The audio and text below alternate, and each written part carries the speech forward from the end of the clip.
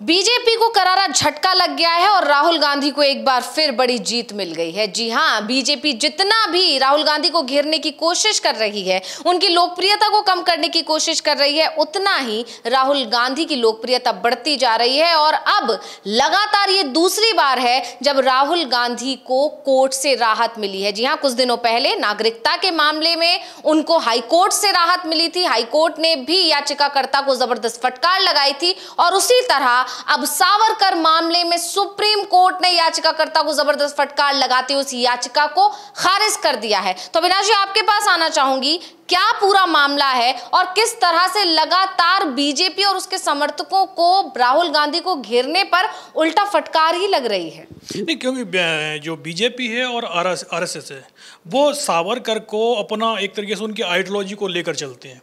दूसरी तरफ राहुल गांधी लगातार सावरकर पर सवाल उठाते रहे हैं।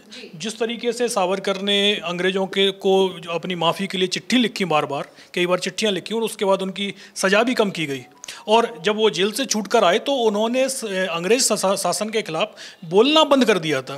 तो उन्हीं चीज़ों को लेकर राहुल गांधी लगातार सवाल उठाते रहे हैं और इसी को लेकर राहुल गांधी पर कई केस भी दर्ज किए गए हैं। महाराष्ट्र में भी हुआ है, यूपी में भी हुआ है और सुप्रीम कोर्ट में भी एक याचिका आई है और लेकिन याचिका को सुप्रीम कोर्ट ने साफ तौर पर खारिज कर दिया है, क्योंकि याचिका जिस तरीके से दायर की गई और कहा गया कि हमारे मौलिक अधिकार हैं और उन जो नेता विपक्ष हैं वो उनको नहीं रोक सकते हैं। तो सुप्रीम कोर्ट ने ये उल्टा याचिकाकर्ता से ही सवाल पूछ लिया कि भाई आपके अधिकार कैसे हो गए हैं। बोले आपने यदि स्टडी की है तो और आप उसको किसी पाठ्यक्रम में, शिक्षा में शामिल करना चाहते हैं तो आप सरकार के पास जाइएगा, आप सुप्रीम कोर्ट का क्या करने के लिए चले आए हैं। तो सीधा सीधा सुप्रीम कोर्ट ने याचिकाकर्ता पर ही सवाल उठा दिए।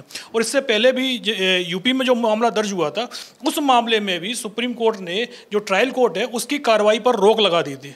तो सावरकर का जो मामला है बीजेपी बनाने की कोशिश तो बहुत कर रही है और जबकि राहुल गांधी तो ये भी बोल चुके हैं कि इस मुद्दे पर कोर्ट में यदि डिबेट भी हो जाती है, बहस होती है, तो हम जो सावरकर का जो मामला, जो चीज़ हमने बोली है, हम एक एक चीज़ को फिर से दोहरा रहे हैं और उसको कोर्ट में हम साबित करके भी दिखा देंगे।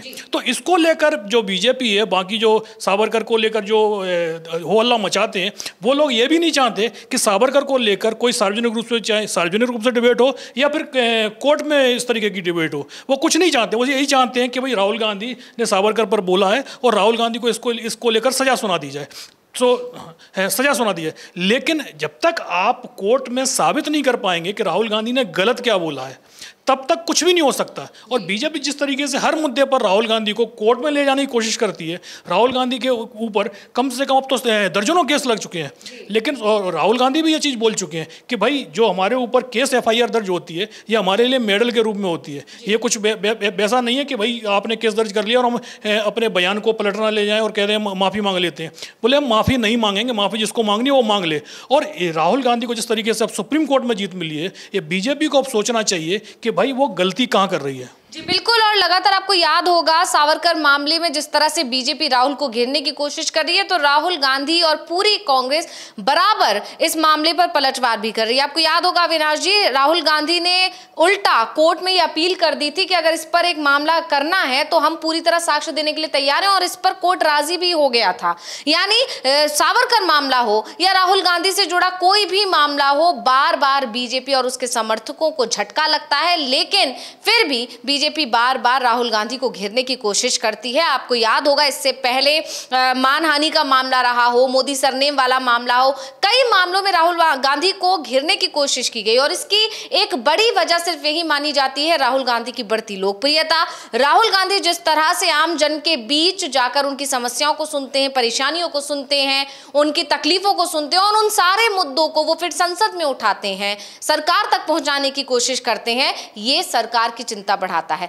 जिस तरह से पहलगाम हमलों के बाद राहुल गांधी जम्मू कश्मीर पहुंचे, 2 बार उन्होंने जम्मू कश्मीर का दौरा किया, इसके बाद से पीएम मोदी सवालों में घिर गए। उनकी आलोचना होने लगी कि पीएम मोदी कब जम्मू कश्मीर आएंगे। ये सारी चीजें राहुल गांधी की वजह से बीजेपी की मुश्किलें बढ़ाती हैं और यही वजह है कि बीजेपी उनको किसी ना किसी दूसरे मामले में फंसाकर, उलझाकर रखना चाहती है। लेकिन राहुल गांधी जो है कहीं भी फंसते हुए दिखाई नहीं दे रहे हैं और लगभग हर मामले में उनको जीत जीत ही मिल रही है, चाहे मामला हाई कोर्ट का हो, चाहे मामला सुप्रीम कोर्ट में क्यों ही ना हो। तो अब आपको हम बता देते हैं याचिकाकर्ता ने क्या याचिका लगाई थी।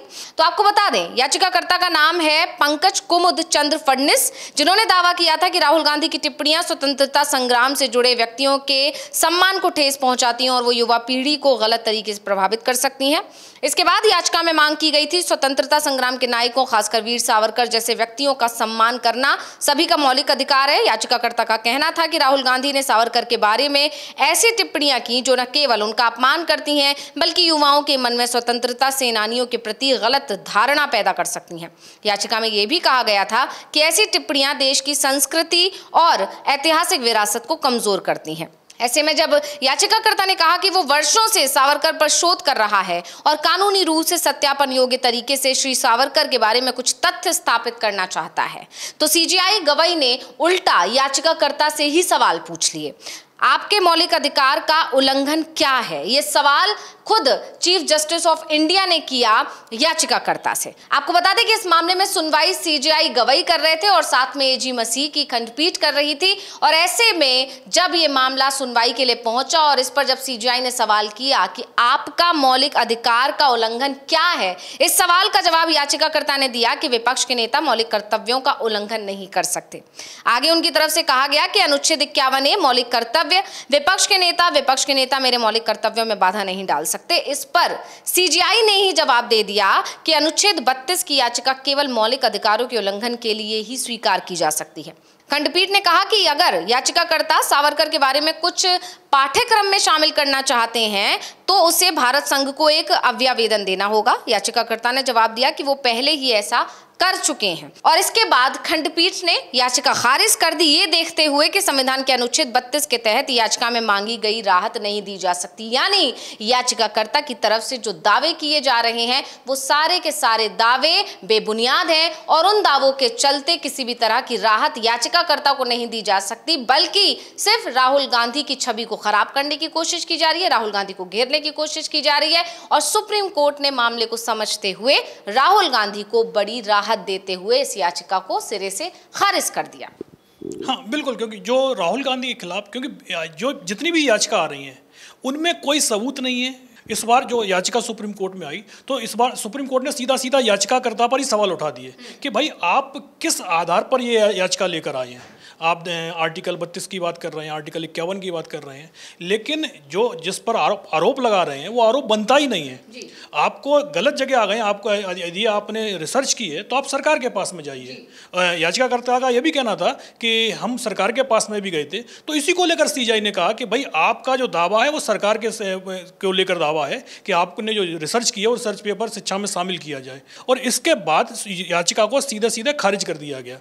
बिल्कुल, सुप्रीम कोर्ट की तरफ से कहा गया है कि जिन मौलिक अधिकारों का जिक्र कर रहे हैं याचिकाकर्ता, यानी मौलिक अधिकार का नाम लेकर राहुल गांधी को घेरने की जो कोशिश की जा रही है, उस पर सुप्रीम कोर्ट ने साफ कह दिया कि ये पूरा का पूरा मामला कहीं भी मौलिक अधिकारों के उल्लंघन जैसा प्रतीत ही नहीं होता है और इसलिए इस याचिका को खारिज किया जाता है। बहुत बहुत धन्यवाद अविनाश जी तमाम जानकारी देने के लिए, और इसी के साथ मुझे यानी अंशिता को दीजिए इजाजत। नमस्कार।